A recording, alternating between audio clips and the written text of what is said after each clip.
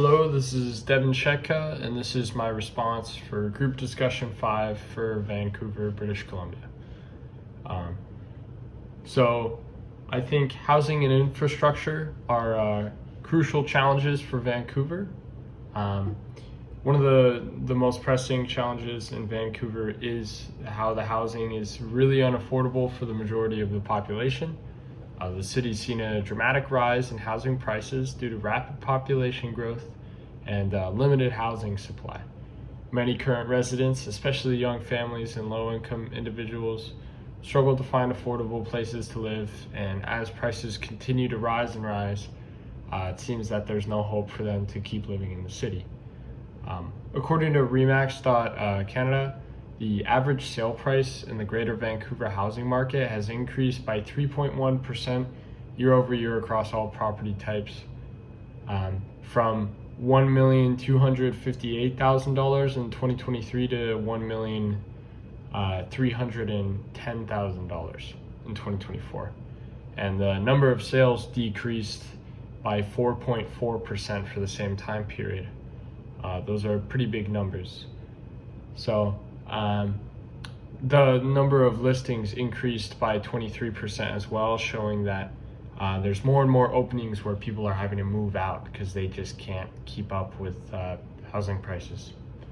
As a result, many people have to leave the city, and if they don't, they really struggle to sustain a balanced financial lifestyle. And so this really hurts the community and how connected they are. And so another issue is the infrastructure, which as the population increases, there's going to be more and more traffic. It gets clogged. It takes more time to go places, and as a result, more gas is used. There's more emissions and pollution, and people's time is wasted and their money's wasted on things they didn't need to spend it on.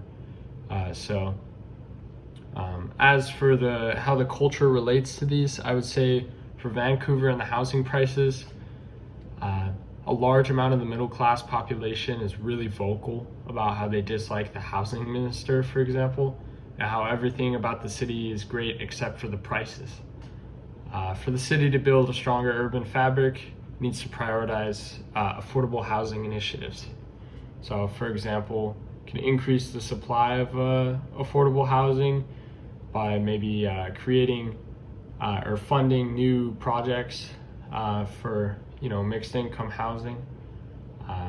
Other policies such as reducing maybe income tax for middle class families will allow them to have more money that they can put aside for rent or their mortgages. And I would say that Vancouver's got a pretty green culture compared to a lot of cities around the world.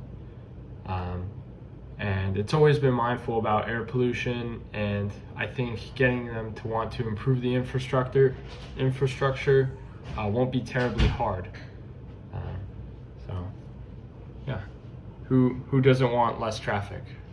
I think an effective resiliency plan is to upgrade existing infrastructure to be more efficient and environmentally friendly, perhaps renovating the subway, or widening bike lanes, or filling in cracks in the roads, little things like that, or tweaking a highway exit. All the little things add up over time, and so as there's less and less traffic and issues like that, it's going to result in less emissions and more money for people to afford their homes, because maybe they're not spending as much on gas anymore. Maybe they can ride a bicycle now, or maybe they can take the subway instead of sitting in traffic. Vancouver could also explore incentives for housing developers, perhaps tax breaks or grants, or again, more tax breaks for the middle income families and low income families, so that they themselves can afford the house. And so hopefully with those, the city can encourage more inclusive developments that meet the needs of the population, and there's going to be more inclusivity among the population and equity and less pollution from transportation. So, thank you.